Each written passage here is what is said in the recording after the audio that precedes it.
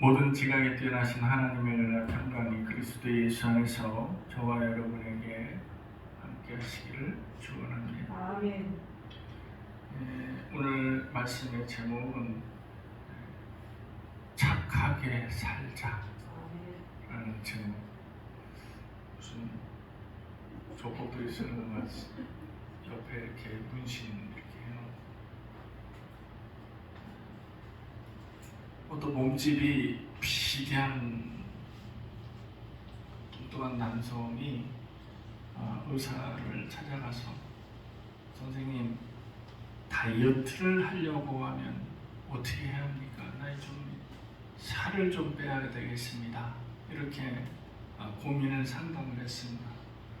그랬더니 의사 선생님이 다이어트는요, 가장 효과적인 방법이 먼저 식이요법을 하는 건데요.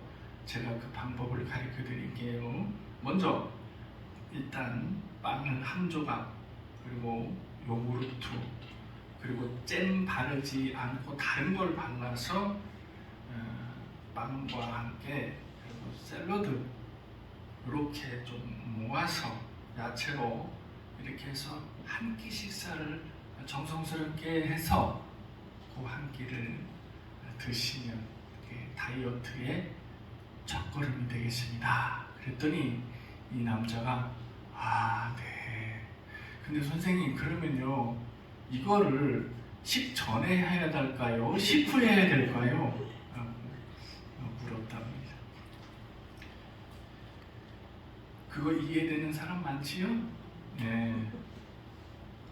바울은 데살로니가 교회 교인들에게 먼저 이전 이 편지 내용을 보면 아낌없는 칭찬을 베풀었습니다. 여러분, 잘하고 있어요. 아주 잘하고 있습니다. 여러분, 믿지 않은 기간이 얼마 되지도 않았는데 그렇게 굳게 신앙을 지키고 있으니 얼마나 다행인지 모르겠어요. 참 잘하고 있습니다. 이렇게 데살로니가 교인들에게 편지를 보냈습니다. 근데 오늘 이제 말씀을 보면 4장 내용은 데살로니가 교인들이 이제 내가 기독교인이 됐고 세례를 받고 예수로 믿기로 작정한 이상 기독교인으로서 지켜야 할 것들, 그리고 부활한 예수가 다시 오실 재림 예수에 관한 사랑에 대해서 찬찬히 설명을 해주고 있는 내용이 바로 오늘의 말씀의 내용이에요. 그러니까 여러분들, 이 말씀을 가만히 잘 보면 데살로니가 교회 교인들만 해당되는 게 아니에요. 우리가 부활한 예수님 이렇게 생각을 하고, 또 다시 오실 예수님 이렇게 생각을 하고 있는데 그 개념에 대해서 잘 알고 있어야 된다는 거죠. 나는 알고 있어. 그런데 이 알고 있는 지식이 어렴풋하게 알고 있을 수도 있다는 겁니다.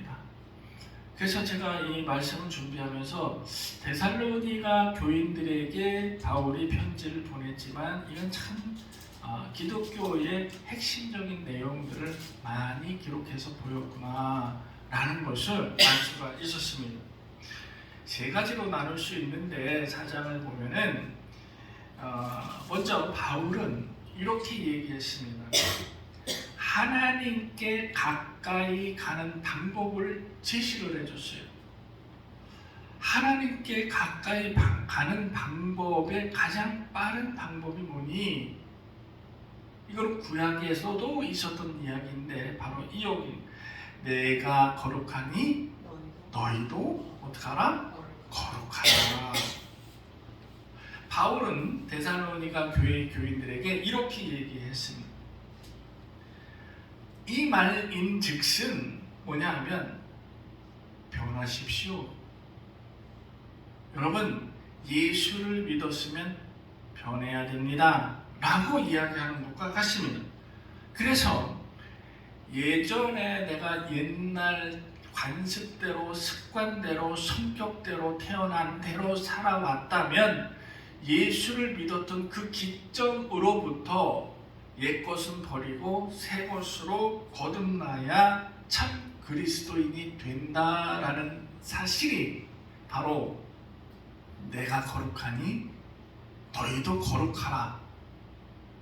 그리고 또한 하나님께 가까이 가는 가장 최선의 방법이 바로 이거다. 이렇게 설명을 해주고 있습니다. 왜 이렇게 바울이 설명을 했느냐? 당시에 사회 전반적인 분위기는 그때 당시 종교적으로는 어떤 종교를 믿든지 간에 신전 제사를 통해서 이루어졌습니다. 그 신전 기둥 남아있죠? 여러분 보셨지요? 사진 보면은 기둥만 우뚝 서 있는. 저는 그래도 2000년 전에 그 먼 그 조상들이 우리 이렇게 컴퓨터 제작 설계 이런 거 없이 오직 머릿속에서 그걸 다 치수를 재서 그 거대한 돌기둥을 만들었다는 게 참 경이롭습니다. 안타까운 것은 귀신들을 위해서 만들었다는, 마귀 사탄들을 위해서 그렇게 만들었다는, 그게 안타깝죠. 위대한 건축물임에도 불구하고 우리들의 시선에서는 그게 참 안타깝습니다. 그런데 그곳에서 모여서 사람들이 신전 제사를 통해서 자기들이 믿는 신에 대한 예우를 다함과 동시에 믿음을 나타냈다라는 것입니다. 그래서 거기서 제사를 지내고 우상 숭배를 하고, 그리고 이 종교적인 행사와 아울러서 거기서 성매매가 일어났다는, 우리가 역사학자들이나 많은 이들이 이렇게 얘기합니다. 인류가 이 땅에 태어나서부터 시작한 가장 오래된 직업 중에 하나가 뭐요? 성매매. 성매매. 성경에도 기록되어 있잖아요. 그죠? 유다가 그랬죠. 유다와 그의 며느리 다말과 그런 관습 때문에 이게 벌어진 일이란 말이죠. 네, 그런데 이러한 성매매가 자연스럽게, 정당하게, 그리고 흔한 일들로 지급되면서 아무런 별 제재 없이 그냥 사회적인 현상으로 받아들였다는 사실입니다. 바울은 이에 대해서 예수 그리스도를 영접한 우리는 하나님의 명령에 따라 영과 육이 거룩해야 한다는 것을 오늘 4장 말씀에서 전해주면서 하나님께서는 레위기 19장 3절에 뭐라고 말씀하셨냐면, 이 유다 백성들에게, 이스라엘 백성들에게 뭐라고 얘기했냐? 너희는 거룩해라, 이렇게 얘기를 했다. 이거는 부탁한다가 아니고 너희는 나의 백성, 나의 자녀가 됨으로써 내가 거룩하니 너희도 거룩하라 라고 명령을 내리셨다면, 레위기 11장 45절에 바로 이 말이 기록이 되어 있으면 내가 거룩하니 너희도 거룩하라. 또한 출애굽기 19장 6절에 너희 이스라엘이 어떤 책무를 가지고 있느냐? 바로 제사장 나라다. 그래서 너희는 온 민족을 대표로 하여 제사장 나라가 될 것이므로, 여러분 제사장은 거룩해야 되는 거예요. 그러므로 너희 온 민족들은 거룩한 백성이 될 것을 모세에게 명령하면서 모세에게 전달하라. 나의 말을. 그러므로 결론은 내가 거룩하니 너희도 거룩하기를. 이것은 곧 좀 전에 얘기했던 하나님께 가장 가까이 가는 방법의 최선의 방법이 바로 이 방법이라는 것입니다. 그렇다면 바울은 또는 모세와 선지자들은 왜 우리의 거룩함을 강조하면서 이 땅에서 내가 이 땅에 살 동안 거룩한 모습으로 살 것을 요구를 했느냐? 이유는 단순합니다. 뭐냐면 지극히 높으신 하나님을 또는 지극히 거룩하신 하나님을, 이 하나님을 내가 보려고 한다면 내가 거룩해지지 않으면 하나님 근처에 접근조차 할 수 없다는 사실입니다. 내가 아무리 가고 싶어도 내가 거룩해지지 않으면 하나님 앞으로 갈 수가 없다는 거예요. 그래서 모세 또 선지자들 또는 이 바울조차도 여러분 거룩해지십시오 라고 요청을 하고 있습니다. 두 번째, 바울이 그리스도인으로서 갖추어야 할 두 번째로 사랑을 언급을 하고 있습니다. 이 사랑이라는 것은 우리가 생각하는 남녀간의 사랑, 이를 뛰어넘는, 그래서 그리스도의 참된 사랑을 실천할 것을 요구하고 있습니다. 그러면 그리스도의 사랑은 도대체 뭐냐? 예수님의 사랑은 뭐냐라는 거죠. 예수님의 사랑은 기본 바탕으로 무엇을 깔고 있어요? 자기 희생을 깔고 있습니다. 예수님이 사랑을 베풀 때는 가장 밑바닥에 자기 희생을 밑바닥에 깔고 그걸 기초 삼아서 사랑을 베풀고 있다는 것입니다. 내 것을 양보하고 배려하고 먼저 위해 주는 것, 이것 가장 밑바닥에 내 희생이 깔려있다는 것입니다. 다행히도 바울이 바라봤을 때 이 데살로니가 교회 교인들은 이 참된 그리스도의 사랑을 잘 실천하고 있었다는 것. 그래서 이 참된 그리스도 사랑에 관해서 바울이 9절에 보면 4장 9절에 내가 너희들에게 이 사랑에 대해서는 더 이상 언급할 것이 없습니다 라고, 여러분들이 오히려 이 사랑을 베푸는다는 이 소문들이 온 지역 마케도니아 지역까지 다 퍼져서 사랑을 실천하는 모범적인 교회로 손꼽히고 있습니다, 여러분. 그러니 내가 이 그리스도의 참된 사랑에 관해서는 두말하지 않겠습니다. 잔소리하지 않겠습니다. 여러분 잘하고 있습니다 라고 칭찬의 말씀을 9절에 보내주고 있다는 것입니다. 그러면서 세 번째로 바울은 다시 오실 예수, 재림 예수에 관해서 말씀을 전하고 있습니다. 오실 예수를 위한 우리의 자세, 여러분 우리가 오실 예수, 다시 오실 예수, 재림 예수에 관한 확실한 개념을 머리에 장착을 해야 돼요. 머릿속에 탁 무장을 하고 있어야 됩니다. 왜냐? 그래야 이단에 빠지지 않습니다. 이단에 빠지는 것은요, 초신자나 오래 깊게 묵은 신자나 모태신앙이나 순식간에 넘어갑니다.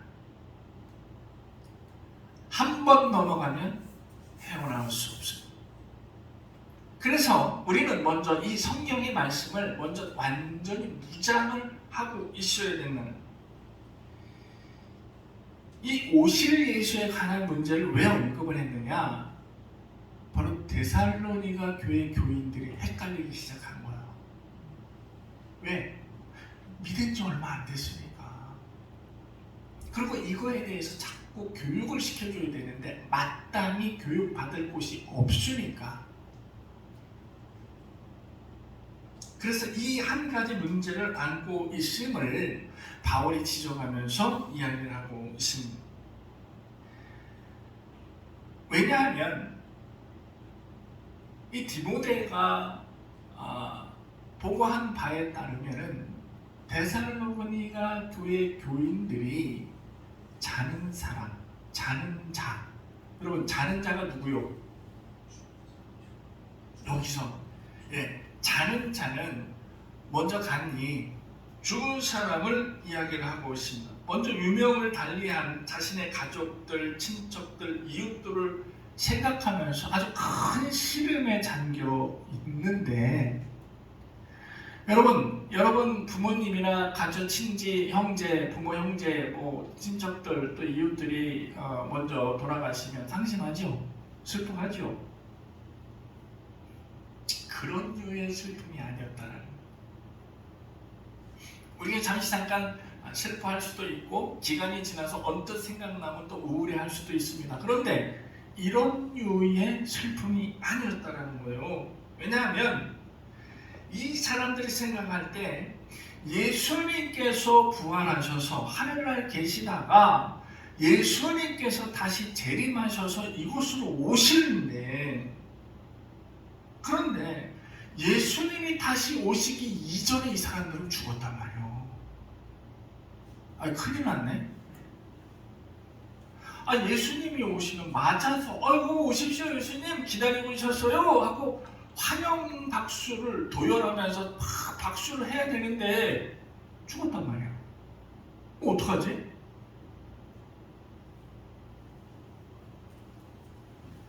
왜냐하면 이 죽은 사람들에게는 이제 희망이 없어.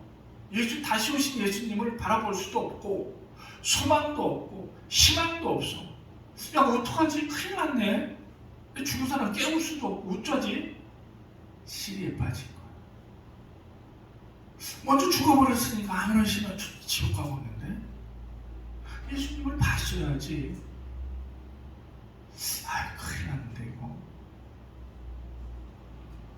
그래서 데살로니가 교회 교인들은 이 죽은 사람에 대한 그런 슬픔이 아니라, 헤어짐에 대한 슬픔이 아니라 영원히 천국에 들어가지 못할까봐, 지옥에 가 있을까봐 시리에 빠진 거예요. 그래서 비통함에 젖어 있었던 거예요.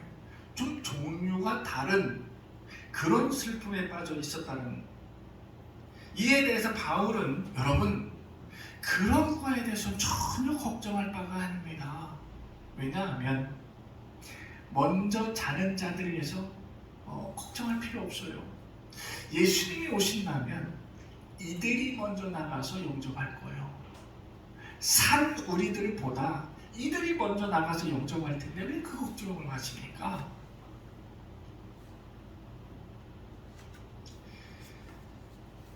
그러면서 여러분들은 그런 슬픔에 빠지지 말고 또 그런 비통함에 젖어 있지 말고 그냥 여러분들 하는 대로 열심히 믿으면서 신앙생활 하시면 되겠습니다 라고 위로의 서신을 보낸 내용이 구절 이하 쭉 연결되어진 그 말씀의 핵심 내용이었다는 것입니다. 여러분, 이 대목에서 제가 이단들에 대해서 자주 이제 언급을 하고 있는데, 이 이단들의 주장, 공통적인 주장이 뭐요? 직통계시.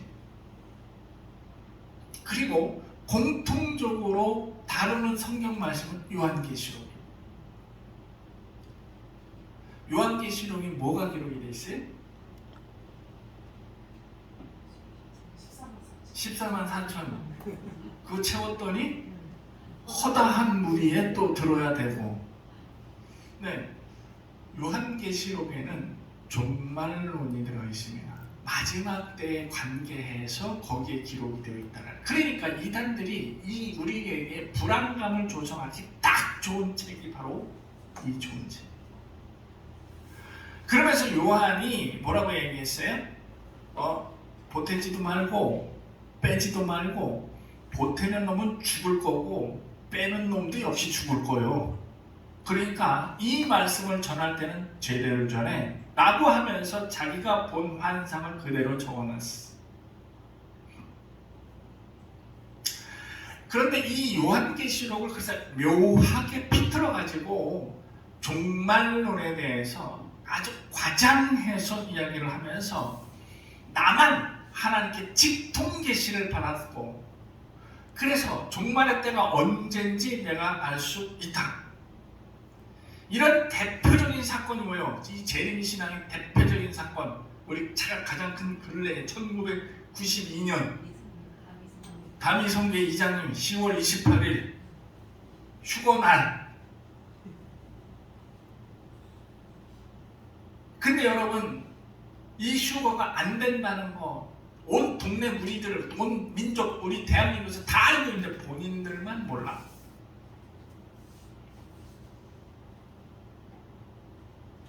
문제는 이를 믿는 사람들이 휴거 당일날 쓴 용돈만 남기고 죄 헌납을 하든가 전부 써버리든가 또는 그날을 위해서 가출을 하든가 여러 가지 부작용이 나타났다는 사실입니다.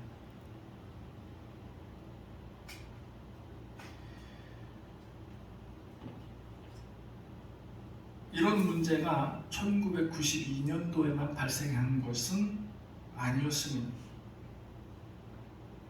오늘 말씀 데살로니가 교회 교인들에게도 접근하고 있었다라는 것이, 이런 현상이 발생하고 있습니다. 여러분, 휴거 때문에 개망신 당했잖아요. 기독교가 내일 종말이 온다고 그냥 외치며 다니는 사람은 좀 있어 보여. 폼이 귀부인 같아. 귀부인 정도 되려면 그래도 좀 티가 나잖아요. 오, 돈 좀 있어 보여. 딱 봐도 돈 있게 보이잖아요. 우리 한권사님처럼 뭐 가진 건 돈밖에 없는 것처럼 막 보이잖아. 그 저놈들을 딱 붙잡고 얘기했어요. 내일 휴가요? 내일 우리는 이제 하늘나라로 올라갈 거예요. 믿으시오. 그러면은 권사님, 그 방앗간 3층 거품 있잖아. 그 등기부 등본 나한테 남겨. 어차피 내일 올라가면 쓸 것도 없잖아. 남아있는 날 나나 써야지. 너 이렇게 말하면서 성질을 어찌 그걸 남한테 함부로 달라고 그러냐고. 성질 냈다라는 후문이 있어요. 내일 휴거인데. 아니 믿으려면 내일 휴거라면 그 4층 건물 등기 이전 해줘야 될 거 아니에요. 그래 안 그래 원장님? 그죠? 나 줄 거예요? 이런 믿음이 있어야 된다고. 내일 휴거라면, 그죠? 이게 부작용이 이렇게 일어나는 거예요. 이 사람들은 예수님께서 곧 오실 것, 내일 모레 곧 오실 것이기 때문에 이것 때문에 일상생활로 복귀를 하지 않는 거예요.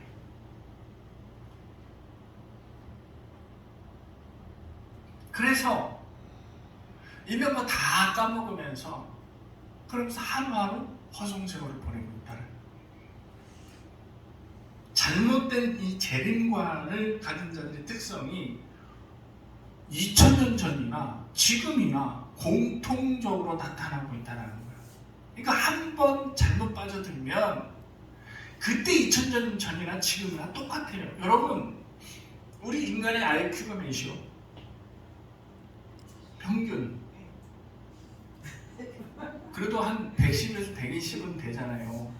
네? 평균 110에서 120은 돼요.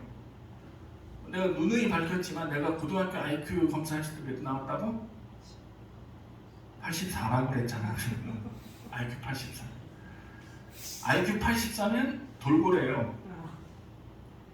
돌고래가 80이요. 도끼 개띠인요.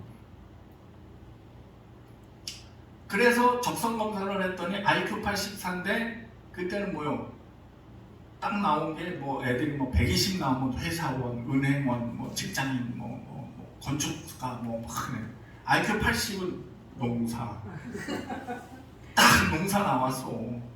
지금은 머리가 좋아야 농사 져요. 그죠? 이 머리 나쁘면 농사 못 져요. 현미 권사님 어때?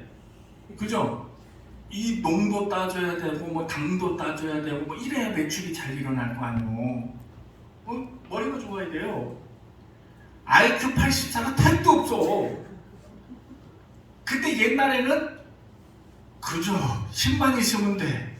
옛날에는 농사 방법이 힘으로 했으니까 걸음 갖다 퍼 날라야 되고, 내가 어떻게 IQ 검사를 했는지 IQ 84가 나와갖고 한 2명 있더라고. 그래요. 이 평균 우리가 잡아서 120, 나는 뭐 넘사벽이지만 뭐 쳐다볼 수도 없는 IQ지만 한계예요.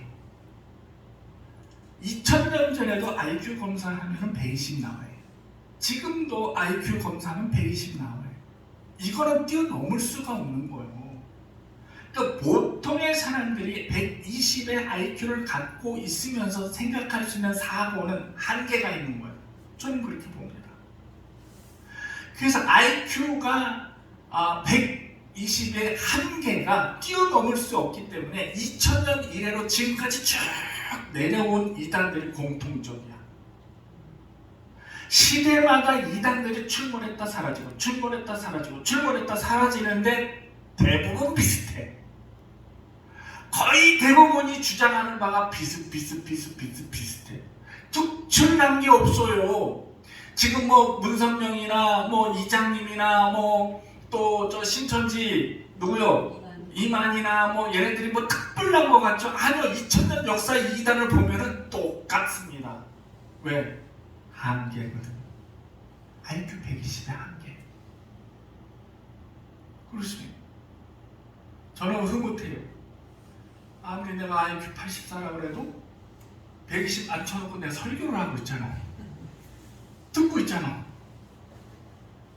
그렇습니다. 그래서 그때나 지금이나 전혀 다를 바는 없습니다. 그러니까 우리는 한 번만 말씀을 내 머리에 딱 장착을 하면 뛰어넘을 수 있는 거예요. 걔들이 주장한 것들이 똑같으니까.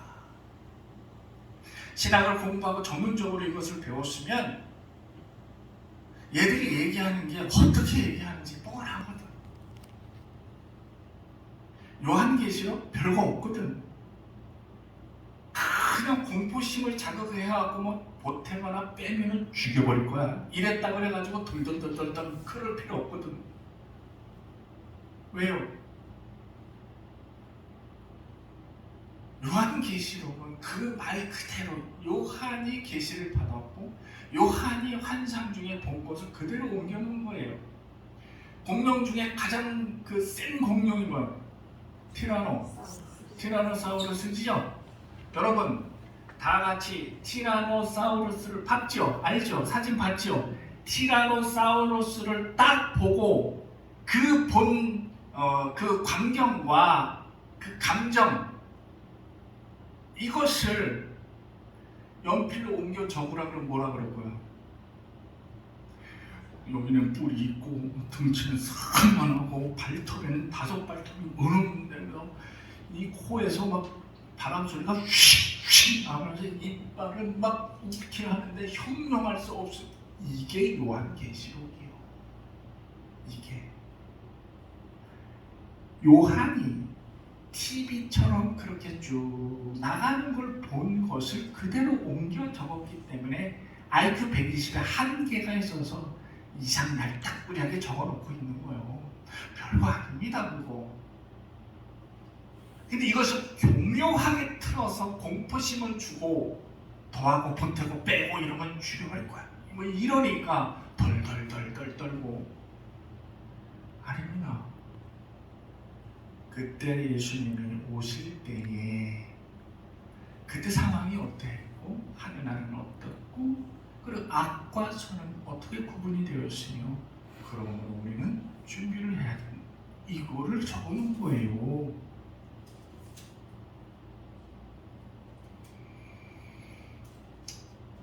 이 다미성교 이장님이 당시 대한민국을 완전히 흔들어 놓고 TV 방영까지, 그래서 아주 기독교가 아주 망신을 당한 사건이었죠.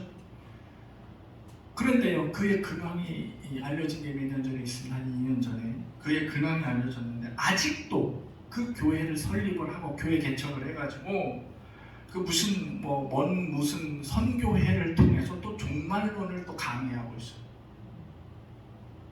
이 사람은 한번 거기에 빠졌기 때문에 헤어나올 수가 없어요. 이미 목사도 아닌데 그냥 목사로 가는 거예요. 이단이라는 것을 한번 빠지게 되면 헤어나기 어렵습니다. 바울은 그래서 데살로니가 교회 교인들이 잘못된 재림관에 빠지지 않도록 심혈을 기울였던 거예요. 오늘 지구가 멸망한다 하더라도 나는 한 그루의 사과나무를 심겠다. 누구? 달달달달 외웠죠? 그 사람 얼굴도 본 적이 없어요. 네, 이 사람 유대인이었어요. 유대인. 거짓으로 종교를 기독교 개정을 하고 그리고 유대인을 믿었던 사람, 유대교를 계속 믿고 있었던 사람이었습니다. 성경에 입각한 얘기였어요. 절망적이라도 나는 희망이 있다는 것을 이 철학자는 이야기했던 것입니다. 이 철학자의 업적이 굉장히 큽니다. 이 스피노자가 나는 오늘 한 그루의 사과나무를 심겠다라는 것은 오늘날 살아가는 참된 그리스도인의 기독적 생활 지침을 이야기하는 것입니다. 희망을 잃지 마십시오. 라는 것입니다. 그래서 우리는 이 땅의 삶을 외면하며 살 수는 없습니다. 이 땅의 삶을 외면하지 말아야 됩니다. 그러니까 우리가 믿으면서 그러면 우리 천국 갈 건데 이 땅에 이게 아니라는 거죠. 자, 이 땅에서는 이 땅대로 열심히 살으라는 얘기예요. 주시면 돼요. 하다가 안 되면 되는 거고 욕심 부릴 필요는 없지만 그렇다고 게으를 필요는 없다라는 거예요. 열심히 살아야 된다. 이게 기독교적인 것입니다. 바울이 전한 말씀은 오늘 예수님께서 오셔도 우리는 나가서 사과나무를 심어야 된다는 거예요. 이런 성실성을 우리는 밑바닥에 깔고 있어야 됩니다. 그래서 나는 기독교인이요 라고 그러면 별명은 박성실 이래야 된다는 거예요. 나는 기독교인입니다 하면 함성실이네 이렇게 불려야 된다는 것입니다. 우리는 예수님께서 부활하신 부활의 신앙을 가지고 있어야 합니다. 그리고 다시 오실 예수님을 기다리고 있어야 되는 건 당연한 일입니다. 그런데 오실 예수를 위한 우리는 골방에 들어가서 엎드려서 기도만 하고 있는 것이 정답은 아닙니다. 골방에서 기도할 땐 기도하되 나가서 일상생활에서 성실하게 살 의무와 책임이 있다는 사실입니다. 바울이 데살로니가 교회 교인들에게 강조한 것이 바로 이 점입니다. 이 땅에서 열심히 사는 삶, 이 삶도 의미와 가치가 있음을 반드시 깨달아야 하는 것입니다. 오늘 우리는 바울이 우리에게 헛된 망상에 빠져 있지 말라 경고한 이 말씀을 10분 이해하고 이 땅에 성실한 삶을 살아가는, 그래서 게으르지 않는 참된 그리스도인으로서의 삶을 영위하는 저와 여러분이 되시기를 주님의 이름으로 축원합니다. 아멘. 기도하겠습니다.